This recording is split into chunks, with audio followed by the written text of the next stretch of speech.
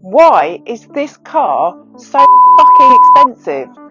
I'm tempted not to reveal the price to you until the end of this video, although presumably if you're watching this it might be because you're in the market for a Q8 e-tron, in which case you'll be well aware of the monstrous price tag. Still, I think I'm going to keep you guessing. This car was formerly known as the e-tron, Audi's first ever EV when it launched in 2019. Now it's the Q8 e-tron, and it's their flagship electric car. And just to prove the capabilities of its new electric SUV, Audi sent its technology demonstrator up an infamous ski course.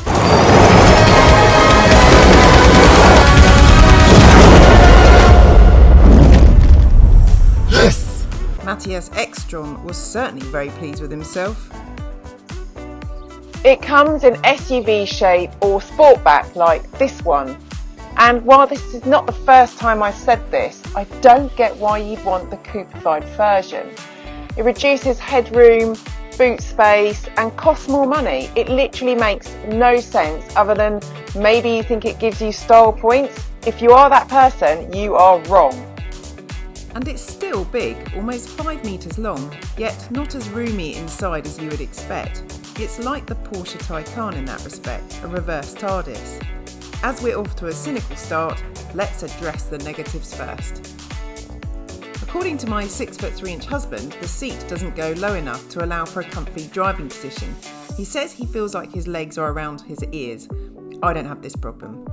It's got the same silly mobile charging phone thing as the Porsche. This bin is a decent size, but things can fall out and down the sides of the seats, which is really fucking annoying. There's no 7-seat option and less boot space than the pre-facelift model. At least there is a front and it's room enough for 4 adults inside, if they're all less than 6 foot. Mind you, it's bigger than the rival Mercedes EQC and cheaper too. But the midlife update does lend itself to more power and a larger capacity battery pack.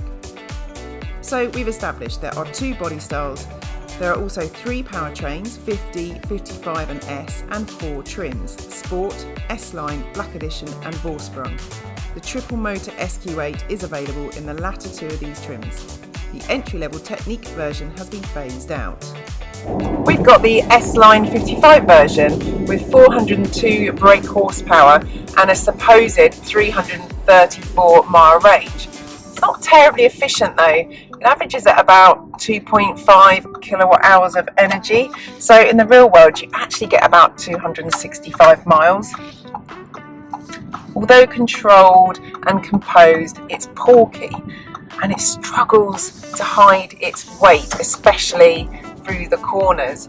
If you want something a bit more dynamic, you're better off going for the BMW iX or the Jaguar I-Pace. If you wish to use the online speech recognition service as well, please accept the license agreement. Okay, thanks for that. It's not astonishingly quick either. It takes 6.5 seconds to reach 62 miles per hour from standstill, which, you know, by EV standards is actually quite slow. It rides really well. In fact, it's one of the nicest riding EVs we've ever had for the UK roads. It glides over potholes and drain covers rather than thumping. And even in dynamic mode, it's not too firm. The steering feels nicely weighted, but it could do with more direct feedback.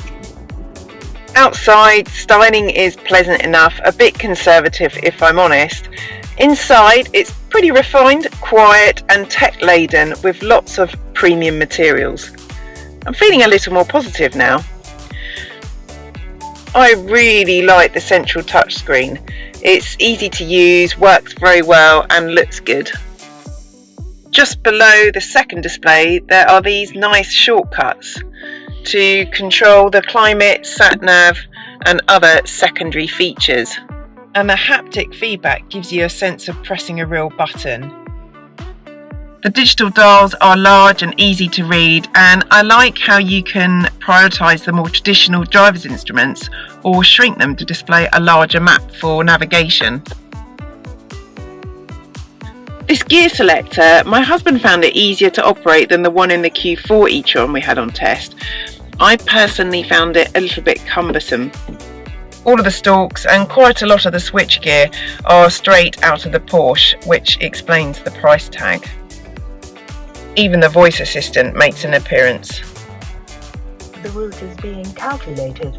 Please follow the road for 2 miles. Everything else is just very normal.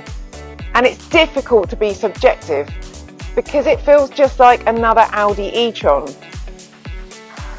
And the question is, why'd you buy this over a smaller car with a smaller amount of space inside and a smaller price tag? Talking of which, what did you guess? Did it start with a 6? I bet it did, didn't it? Try turning that 6 upside down and you'd be close.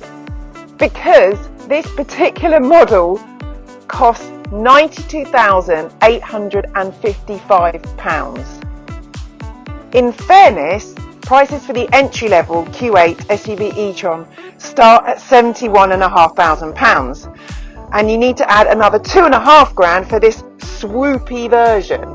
But still, that's a lot of dough.